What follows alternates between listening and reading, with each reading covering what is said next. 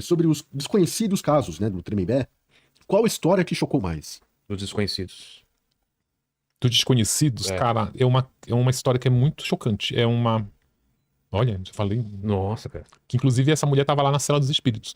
É uma mulher que tem duas mulheres que mataram filhos. Eu fico até difícil eu escolher qual é a mais horripilante. Uma delas é uma mulher que era casada com um cara, aí ela dá um tempo nesse casamento.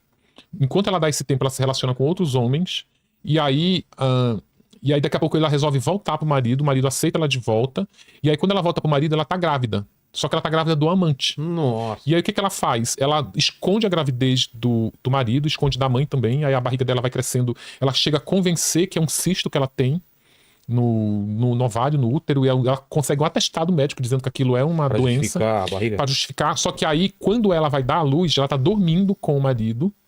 E aí ela se tranca no banheiro pra dar à luz. E ela começa, obviamente. Meu. Cara, ela mata o filho, o bebê, assim que o bebê nasce. Ai, cara, que... E aí ela enrola no negócio, o marido bate lá na porta, ela enrola o bebê, bota dentro do cesto lá do banheiro, o marido entra, usa o banheiro, não percebe. Aí o marido vai trabalhar e ela vai enterrar o bebê lá num pantanal, assim, num pântano. Cara. Tipo, essa. Aí tem uma história que eu não sei qual é mais chocante, que aí essa também tá lá na cela dos espíritos tentando ser perdoada, não sei o quê. E aí tem uma outra que ela mata a filha de fome. A filha dela. Essa história é bem louca também. Esta mulher, ela teve 2 filhos. E aí, quando ela se separou do marido, ela arrumou um outro cara, e o outro cara falou pra ela assim: olha, eu só vou namorar com você se você não tiver filho nenhum. Eu não quero um gosto de criança, não quero criança perto de mim, não quero mulher com filho, e eu tô apaixonado, mas se tu quiser, são essas condições. Aí ela vai, pra poder namorar, ela entrega os 2 filhos pra mãe. Ou seja, pra mãe cuidar. Uma menina tinha 11 e o menino tinha 9. Dá pra mãe cuidar, pra avó das crianças. Aí esta mulher, esta avó, ela arruma um namorado, e este namorado começa a abusar sexualmente da garota, de 11 anos. E aí alguém denuncia, o conselho tutelar vai lá, diz assim, tem que devolver essas crianças pra mãe e prender o cara. E aí ela vai devolver a criança, o conselho tutelar vai devolver as 2 crianças pra mãe. E aí este marido da mãe, que era o cara que não gostava de criança, ele participava de uma seita chamada Veneno de Deus. E aí ele pega a criança, aí diz, por que essas meninas foram devolvidas? Aí o conselho tutelar fala, esta menina estava sendo abusada pelo marido da avó. E aí o cara nessa seita lá, eles lá dentro da loucura, do delírio deles, falam que a menina tá possuída. Que aí eles têm que preparar a menina pra se purificar, e aí eles começam a submeter a menina num jejum e ela vai definindo até ela morrer de fome. Meu Deus. Tipo, cara, olha, Tremembé. Ai, cara, e o duro é você... Tremembé. Tem uma verdade. É óbvio que você é abalado por isso, mas você não pode trazer pra tua vida, né? Não, aí sim não, meu amigo. Você já tem as minhas emoções, se eu for trazer a dos outros. A Liz Matsunaga, no documentário da Netflix, num dos cortes que eu vi, que agora eles estão fazendo vários cortes de TikTok do documentário, tem um que ela fala assim, numa cara bem lânguida. Ela fala assim, olha, eu não sei por que as pessoas ficam querendo saber do que eu fiz. Lá em Tremembé tem crimes muito piores do que o meu, e ninguém fica perguntando. Cara, ela tem total razão. Total, a Suzane, a Elise, o Nardoni. Perto do que aconteceu. Ela tem outra parte, uma outra camada que é mais chocante, que eles convencem a menina que a menina realmente tem que morrer. E a menina se convence disso. E aí eles dão um diário pra ela. E ela começa a escrever. Tu quer ver a cara da mãe? Quem? Yeah. Em qual parte que tá? Tá na cela dos espíritos. Tá. Esses crimes horrendos são tudo nesse capítulo. Por que a gente quer ver a cara, né? Talvez pra colocar uma imagem em cima do que você tá descrevendo, fica mais, talvez, fácil de entender. Tá aqui, né? bem aqui, ó. Essa aqui, essa sujeita. Acho que é tão pequenininho que não dá pra ver, né? Dá sim. E aí, esta demônia, porque pra mim quem faz isso é o demônio, não é humano. Esta mulher vai lá na cela dos espíritos tentar encontrar a filha nessa mesa branca pra tentar pedir perdão. Putz. Tipo, ainda tem essas... Tem Cara, aí isso eu vou te falar uma coisa. O livro, esse processo, ele tá sob sigilo. Eu demorei pra acessar esse processo. Quando eu acessei o processo, tipo, eu já tô até acostumado a ver. Mas, cara, eu nunca tinha visto nada. Olha, eu já vi uma mulher que queimou o marido numa churrasqueira. Era uma cena Tarantino, assim. Já vi gente esquartejada. Tem um menino que esquartejou o pai, e aí ele fez uma remontagem assim, botou as pernas aqui, num desenho mesmo que ele fez ali com o corpo. Coisa assim chocante, mas quando eu vi a foto, como essa menina morreu, Claro. tipo a menina aí, sabe, desidratando e e morrendo mesmo de inanição, é uma coisa eu nunca tinha visto. Tá. Eu nunca. Não tô falando daquelas coisas. Ela passa por aquela fase daquelas imagens clássicas daquelas pessoas que passam fome na África, que tu vê pele e osso. Mas a menina, assim, o último suspiro dela é tipo, a menina, ela tá sem brincadeira, ela tá uma caveira coberta assim por uma camada seca assim de gordura, sabe? Uma coisa chocante. Tá louco. Manda, Homer. O Correndo pra Cachorro mandou aqui, ó. Se mesmo depois de anos, os irmãos Cravinhos se arrependem ou demonstram algum tipo de arrependimento pelo assassinato dos pais de Suzane. Eles sempre demonstraram arrependimento, tá baixou, né? Ixi, caiu aqui. O Homer ajuda. Pera aí. Ih, cara, precisa de um Viagra aqui, ó. Aí, deu. Manda.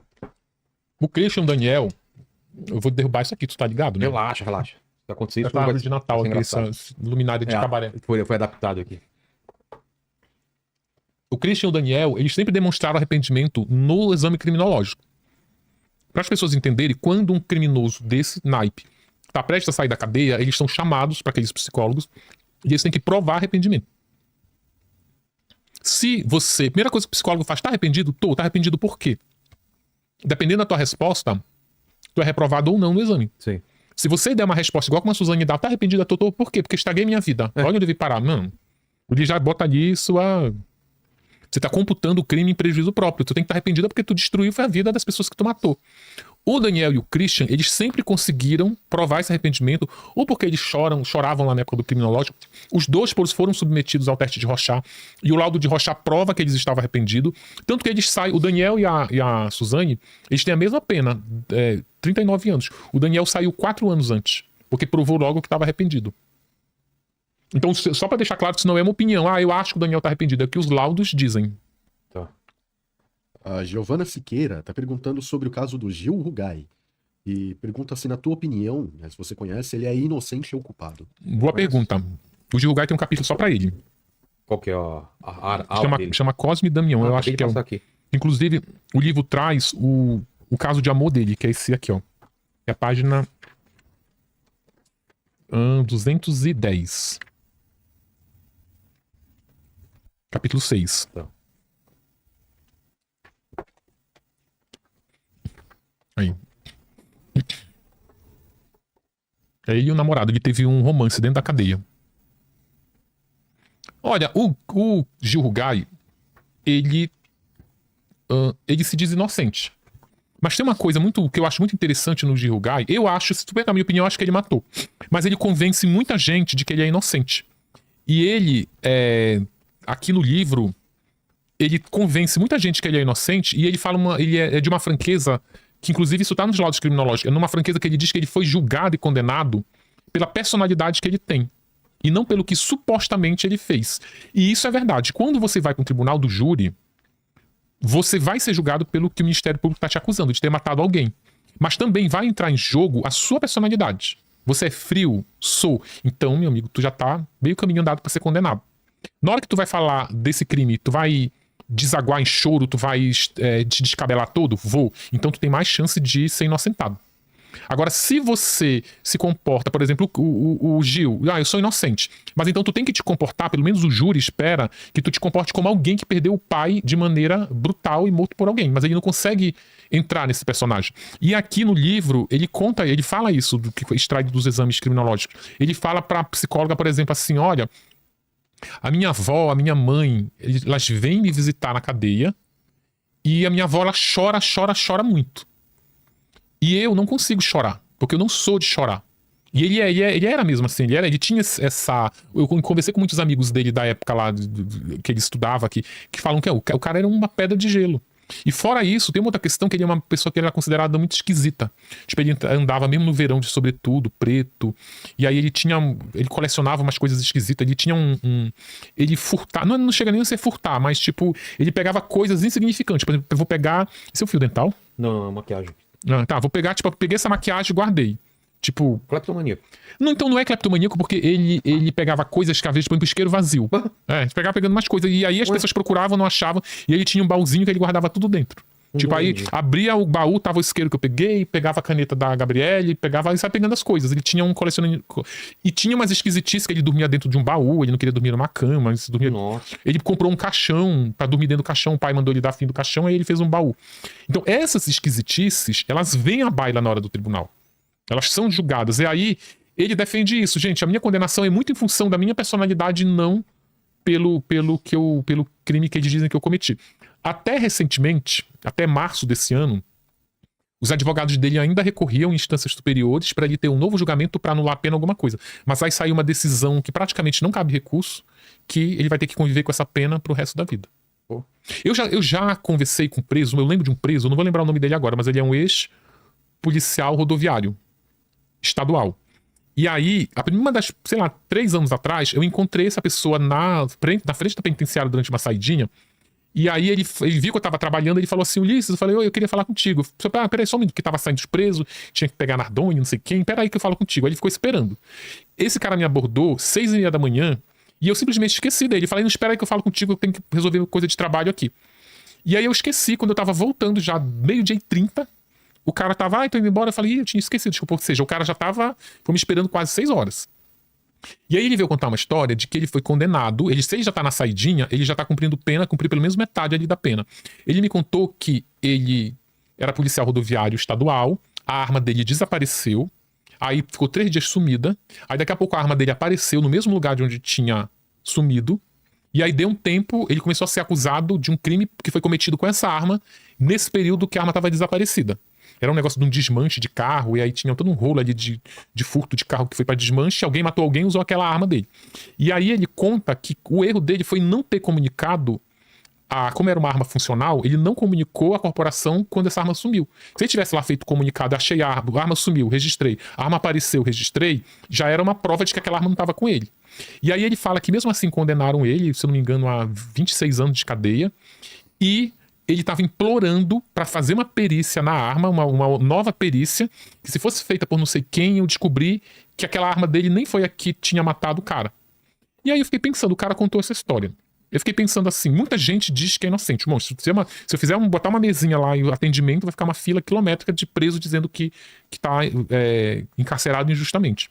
Só que o que me chamou a atenção desse cara, primeiro que quando ele começou a contar essa história, ele começou a ficar com os olhos bem molhados, bem assim, molhados, e ele tava se contendo pra não chorar.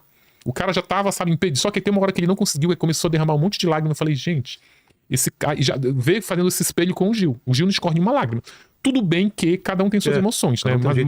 Mas aí você vai ponderando. Você vai ponderando, esse cara tá desaguando. Se esse cara não for um ator, ele tá chorando de verdade. E aí, eu falei pra ele assim, cara, super honesto, eu só poderia colocar isso no meu blog do jornal, porque eu não vou fazer um livro contando a tua história, a não ser que eu fosse fazer um livro, um capítulo de livro com pessoas que se dizem inocentes, contando uma história com começo, meio e fim, como você conta. Mas o que eu posso colocar no blog, mas pra eu pôr no blog, eu preciso ler o teu processo. Que aí não dá pra eu acreditar no que tu tá falando. Ah, mas eu vou passar só 7 dias fora da cadeia. Beleza, me dá o número do teu processo, me dá o número do teu advogado, que eu consulto. Quando você sair da cadeia de novo, a gente volta e conversa. E aí, beleza. Só que aí, eu acabei esquecendo, porque eu tava noutra... Não tava fazendo, nem lembro que livro era, tava agoniado, esqueci do cara. 3 meses depois, eu tinha falado com ele, acho que era abril, aí quando foi outubro, que era uma outra saidinha, eu fui lá, o cara de novo. Ah, eu já mandei um WhatsApp pro meu advogado, tu nem procurou por ele, né? Eu falei, cara, desculpa. E aí o cara veio contar mais uma história, mais um pedaço da história, que aí ele já contou que o filho dele não queria mais vê-lo, ele perdeu a mulher, porque, tipo, a mulher não aguentou a distância, manteve o relacionamento do cara preso. Depois o filho dele também, não sei porquê, não sei se a mãe convenceu ele a não encontrar mais o pai, mas o cara contava uma história que eu realmente acreditei. Eu acreditei, assim, na emoção que ele demonstrava, exatamente. Porque aí o cara, essa história ela não é nova, essa história é um pouco velha. Eu acho que eu tava fazendo o livro da Elise Matsunaga, ou da Flor de Lis, sei lá. E o cara já tá no regime aberto, ele já saiu da cadeia.